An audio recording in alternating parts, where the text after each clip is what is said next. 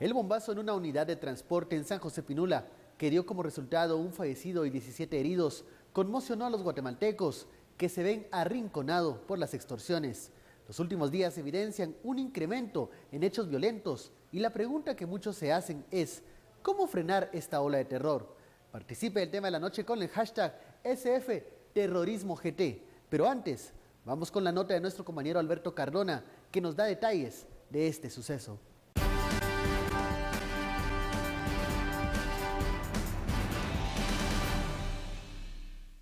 Nombres los tenemos, nosotros en realidad tenemos identificados los nombres de las personas que probablemente estén delinquiendo, ¿verdad? Pero para sustentar un proceso, se tiene que desarrollar, se tiene que hacer en base a una investigación. El propio ministro de Gobernación reconoce que los líderes de pandillas que guardan prisión en los penales son los que ordenan los ataques a través de llamadas telefónicas. Estas declaraciones se dieron en una conferencia de prensa en Casa Presidencial, luego del ataque contra 3 personas, entre ellas una niña de 2 años de edad, en la colonia Proyectos 44 en la zona 6, donde en una venta de alimentos, 3 mujeres lanzaron 2 botes conteniendo combustible. Las pandilleras, según testigos, oscilan entre las edades de 18 a 25 años de edad. Sin mediar palabra lanzaron las bombas Molotov, lo cual fue confirmado por el Comando Antiexplosivos de la Policía Nacional Civil. No solo telefónicas, sino que también a través de las redes sociales, utilización de radios, teléfonos satelitales y comunicación escrita que también se traslada desde ahí. Este es el segundo ataque que se registra en menos de 24 horas. El primer hecho se registró ayer en un bus en San José Pinula, que dejó una persona fallecida y 17 personas con quemaduras de segundo y tercer grado. Los análisis de investigación determinaron que los pandilleros responsables de este hecho son integrantes de la clica Los Pequeños Psicópatas Criminales del barrio 18, responsables de un atentado que sufriera un bus de las rutas Quetzal el 4 de enero del año 2011, que dejó como saldo 9 personas fallecidas. Bienvenidos a Sin Filtro, noche de lunes. Empezamos esta semana con una noticia trágica, con unos hechos que causan zozobra en la sociedad.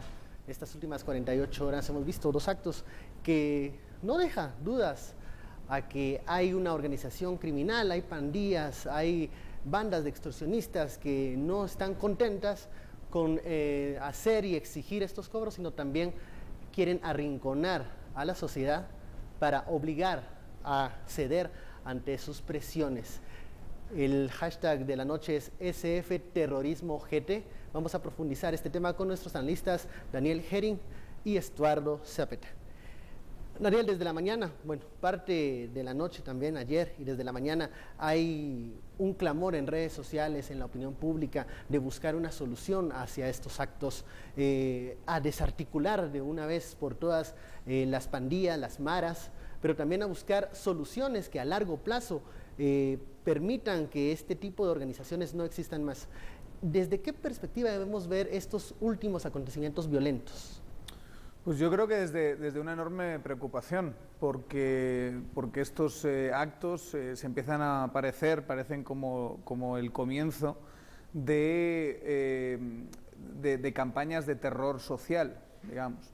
Y el hashtag que hemos utilizado es terrorismo, y alguno podría decir que terrorismo, la definición de terrorismo va íntimamente relacionada con fines políticos, y digamos hay una definición de terrorismo que sí gira en torno a eso.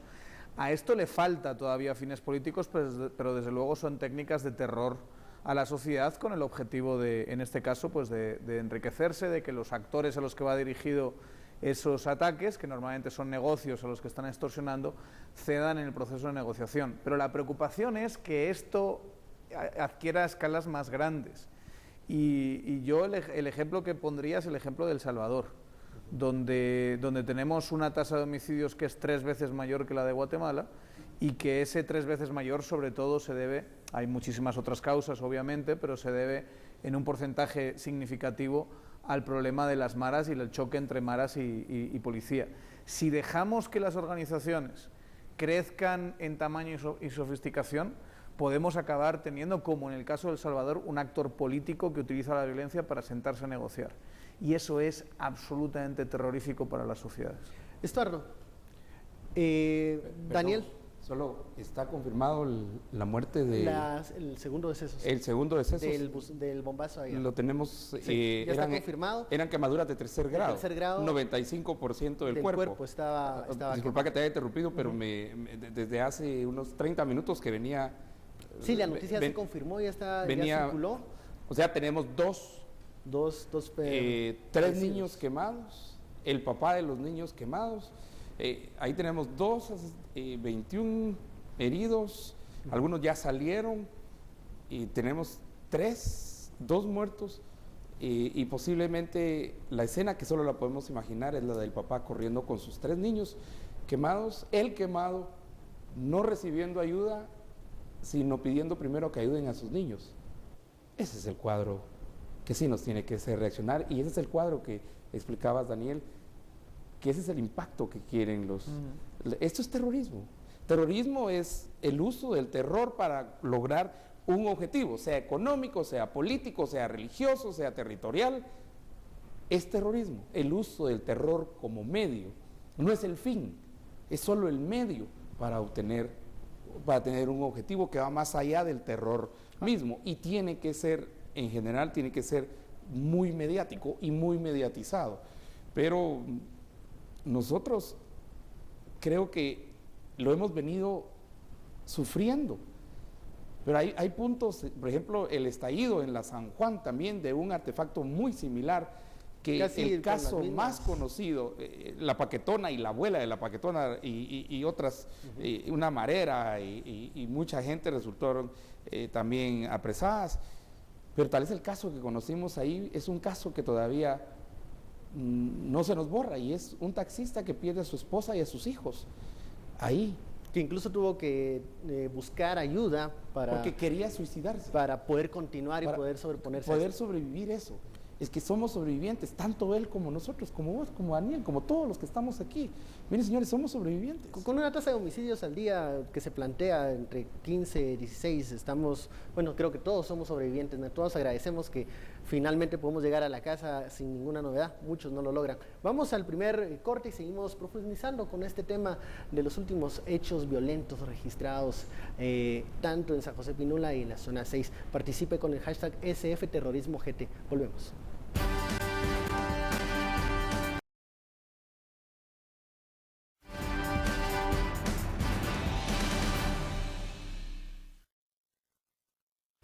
Regresamos a Sin Filtro, vamos directamente al sondeo que hemos lanzado en Twitter para conocer, la opinión de los seguidores de redes sociales. ¿Qué medida debe tomarse para combatir la extorsión?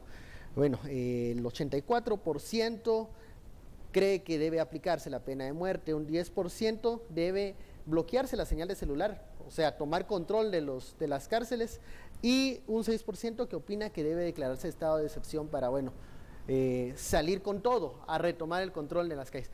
Antes de llegar a las posibles soluciones, causas de esto, Daniel, ¿cómo llegamos al punto en donde las cárceles son las sedes de la, inteligencia de las extorsiones y las pandillas se convierten en ejércitos casi que paralelos y que pueden intimidar a sectores empresarios o colonias, comunidades? Sí, el problema de las maras es un problema en buena medida, no exclusivamente, pero es un problema en buena medida de administración de cárceles. Precisamente porque en el desorden que es la cárcel y en nuestros países, yo ponía el caso del Salvador, la política de cárceles fue nefasta porque lo que hicieron fue, para evitar conflictos, juntar a miembros de una misma mara en una cárcel. Entonces tenías la cárcel de esta mara y la cárcel de esta mara, y lo que permitió es que se generase un grado de sofisticación, de organización tremendo, que es lo que ha hecho que las maras tengan un poder incluso político tan fuerte en El Salvador. En nuestro caso, obviamente, tiene que ver todavía hoy con crimen de bajo nivel, vamos a decirlo así, no tan sofisticado como El Salvador, pero yo creo que creciendo en intensidad, y esto es un buen ejemplo. O sea, está claro que se puede hacer, y esto es lo que consiste la guerra asimétrica, ¿no? El que se puedan hacer artefactos como este de bajo costo, pero al mismo tiempo tienes que tener un grado de organización relativamente interesante como para poder llevar a cabo unos ataques como este. Yo creo que sobre todo tiene mucho que ver con la incapacidad de las autoridades de aislar a los individuos claves, que son los jefes de las pandillas, no darles ningún tipo de posibilidad de comunicación con el exterior y de agarrar a los miembros de las pandillas que son todavía salvables y meterlos en sistemas de rehabilitación eficientes, siempre guardando el control. Yo creo Estuardo, que tiene mucho que ver con eso. en este momento, ¿qué margen de acción tiene el gobierno del presidente Jimmy Morales para retomar o tomar el control de las cárceles, de presidios? Bueno, presidios es solamente una de las fuentes, no es la única fuente, porque si bien digamos que hay un centro de mando, centro de comando, pongámosle que son las cárceles, pero no es el único centro de comando. Yo vivo en la zona 18 y en la zona 18 uno dice, sí, de las cárceles y esto. Esta es solo una pequeña parte de centros de control. De hecho, los centros de control tienen una distribución muy clara, primero en términos territoriales, luego tienen la distribución en términos de, digamos, qué territorio pertenece a quién. Muchas veces es una lucha entre ¿Hay territorios en disputa? Territorios en disputa, luego qué negocios pertenecen a quién, qué ruta va a cobrar quién y en dónde. Y sobre todo también la llegada, digamos, de una inteligencia débil, porque para mí mucho tiene que ver con inteligencia, una inteligencia civil muy débil, ¿verdad? En términos y el cambio de gobierno y los cambios dentro de inteligencia, que a mí me sorprenden, porque todo esto se puede prevenir a partir de, no digo todo, pero por lo menos gran parte se puede prevenir a partir de la inteligencia. Quiero recordar el caso de San Juan, el caso del bus, que también fue una bomba incendiaria. ¿El de la Paquetona? Sí, el de la, ¿cómo se llama? La Paquetona. Y ese era el apodo de la Marera. Y ahí un descubrimiento que tuvimos, y eso lo tiene que hacer inteligencia, pero no después que hayan muerto las personas, sino en la investigación que todos conocimos, fue que era un problema de intermediación de un grupo de choferes que le cobraba a los dueños de los autobuses, que decía, o sea, ahí son las maras. Ahí existía un problema ya. Sí, son las maras las que nos están extorsionando, me piden 100,000, le dan 100,000 al chofer para que vaya a pagar la extorsión, y resulta que le da, creo que eran 25,000 aquellos y se queda con 75,000, el dinero no estaba completo, esto fue lo que me dieron y esto les doy, y el resultado está ahí. O sea, hay más allá de simple y sencillamente también solo culpar a las maras. No estoy diciendo que no tienen culpa, que no tienen territorio, que no son parte ya es un entresijo más complejo, pero generaron una estructura tal de hecho, jalaron a la misma gente que interviene en este negocio de los buses. Muchas veces hablamos de maras cuando hablamos de mecanismos de extorsión, y creo que es un error que cometemos todos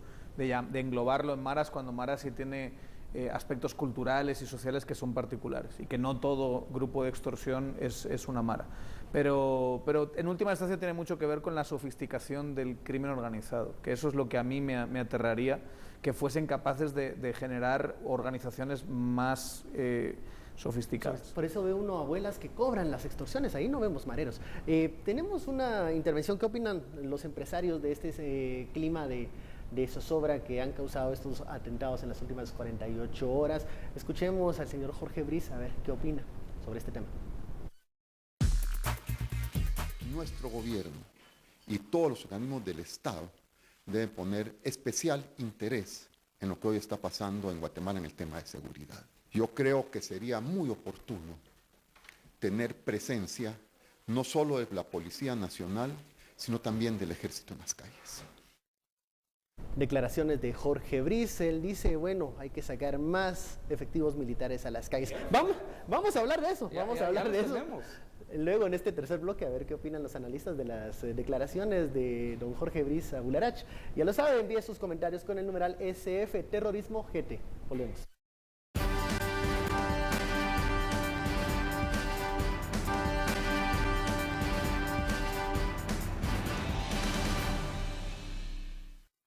Regresamos al tercer bloque de Sin Filtro. Vamos con los comentarios y las opiniones que envían los internautas con el hashtag SF Terrorismo GT.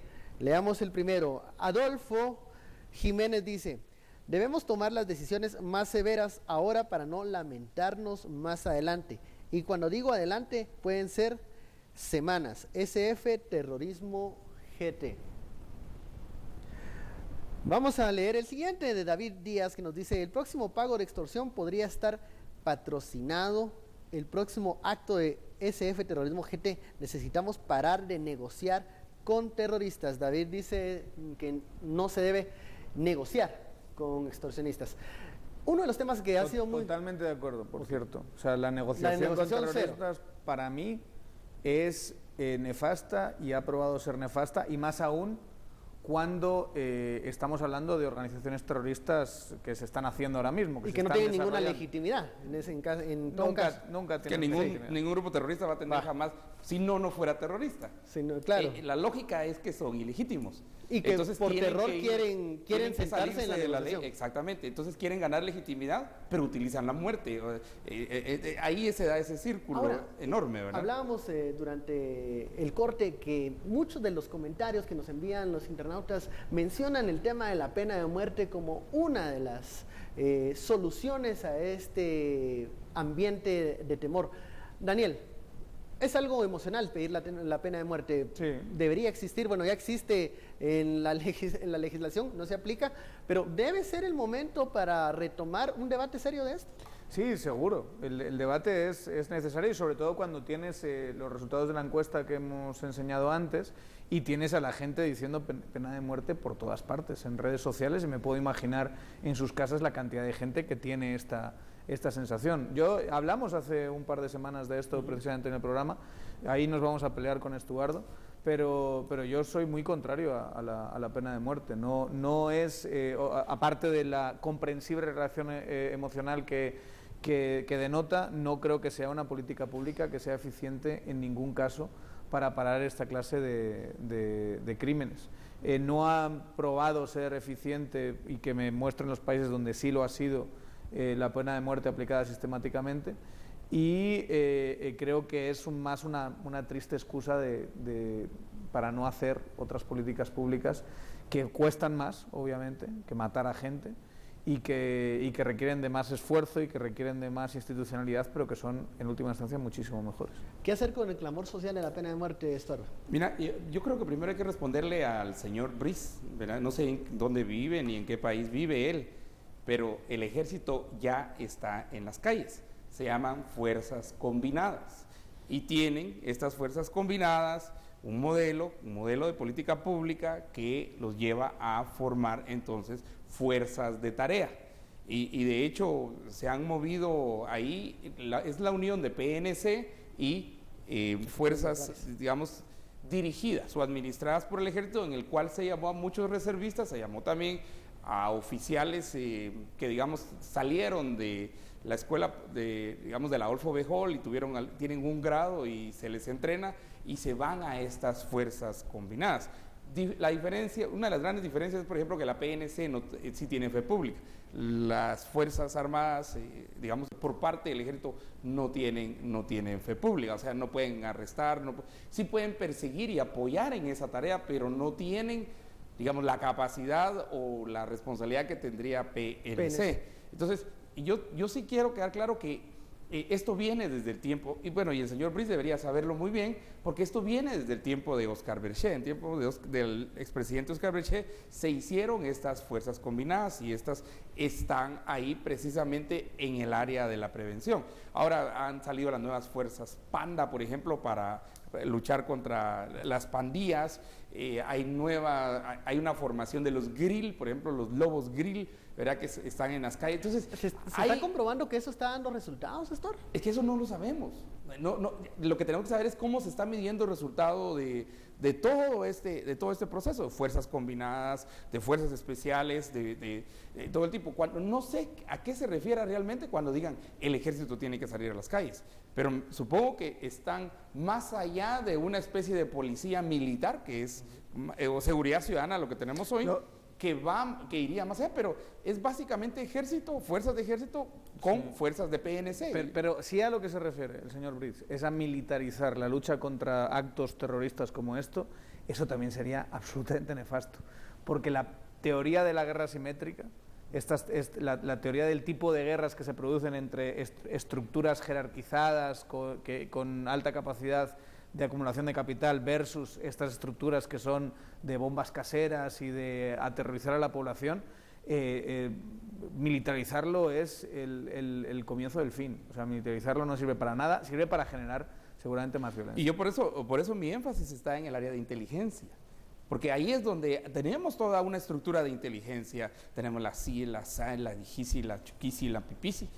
Pero no funciona. Pero nada, muchas veces, mira, se dedican a hacer informes sobre lo que dice la gente en Twitter. Y sobre lo que ya Esa es pasó. realidad. La inteligencia No, tiene o que sobre ser inteligencia que se preventiva, tiene que anticipe al adelantarse. hecho. O sobre columnas de opinión. Sí, o sea, de y lo verdad que la ya inteligencia... dijimos O de en notas Filtro periodísticas. va a llegar mañana en el informe de inteligencia. Señores, eso no es inteligencia. Eso cualquier agencia más pinche de publicidad y de relaciones públicas lo puede hacer sin mayor conocimiento de información que se tiene, que se administra, que se también sistematiza para entonces llegar a las autoridades y que formen una lógica de política pública para prevenir eso, pero tiene que ser hacia futuro. Lo que hace la inteligencia de Guatemala, esos reportes no sirven de nada. Vamos a ver los resultados del sondeo, vamos a ver cómo quedaron estos números sobre cómo controlar estos delitos, esta extorsión que acosa a la gente. Pena de muerte llega un 90%, que es el clamor popular. Bloqueo de celulares o toma de control de centros penitenciarios, 8%. Y estado de excepción, 2%. Vamos rápidamente a las conclusiones. ¿Cómo detener esto? ¿Qué solución? Mayor prevención, invertirle muchísimo a prevención, invertirle muchísimo a inteligencia, desestructurar las pandillas cuanto antes, digamos, y meterle muchísimo énfasis en, sobre todo, descabezar las clicas, tener un mucho mejor control carcelario y no negociar en ninguno de los casos, y menos con grupos que están surgiendo y practicando terrorismo. Y yo diría, solo como pequeño apunte, una mejor reacción por parte de las autoridades. Yo creo que una presencia del presidente en un acto como este tan importante y que impacta tanto hubiese estado mucho mejor que un comunicado horas después. Creo que hay que mejorar esa parte también. Un tuit. Estuardo, ¿soluciones para esto? ¿Pena de muerte? No, yo inicio con la que inicié, que es un tema de inteligencia. Tenemos que invertir en inteligencia, o sea, la captación, la cooptación, todo eso, porque esto se puede prevenir sí, solo sí tenemos la información. Muchas veces lo vemos como un tema de seguridad, pero va más allá de un tema de seguridad. Es la comprensión también de los grupos delincuenciales, sean maras, sean sicarios, sean secuestradores, violadores, lo que sea, o bandas, ¿verdad? Desde el punto de vista de la antropología, qué hacen, cómo se financian, cómo reclutan, utilizan un lenguaje especial, la tecnología que usan. Todas esas preguntas hay que hacerse para ver cómo entrar y descabezarlos. Me refiero en el liderazgo, ¿verdad? Claro. Descabezar, porque entonces se volverían mucho más dispersos. Y yo he sido muy claro, ¿verdad? Que yo sí estoy a favor de la pena de muerte, no tengo ningún problema, pero tiene que ir también con muchas de las otras actividades, sobre todo en inteligencia, que nosotros sí en ese campo estamos, pero fallando fatalmente. Muchísimas gracias, Daniel Estuardo. Yo solo me sumo a que hay que también ver el componente social en esto, arrebatarle el recurso humano a estas organizaciones que quieren peones, quieren gente que luche estas batallas que están dirigidas solamente para delinquir, para sembrar el terror. Muchísimas gracias por este análisis, esta profundización de estos hechos violentos que ha sufrido la sociedad guatemalteca en estas últimas 48 horas. Esperamos entonces que hayan acciones de parte del organismo ejecutivo y que las veamos y que se puedan desarticular estas bandas y que den paz a la sociedad y se deje el temor por un lado. Por esto fue Sin Filtro, donde usted saca sus propias conclusiones. Nos vemos mañana a las 10 p.m.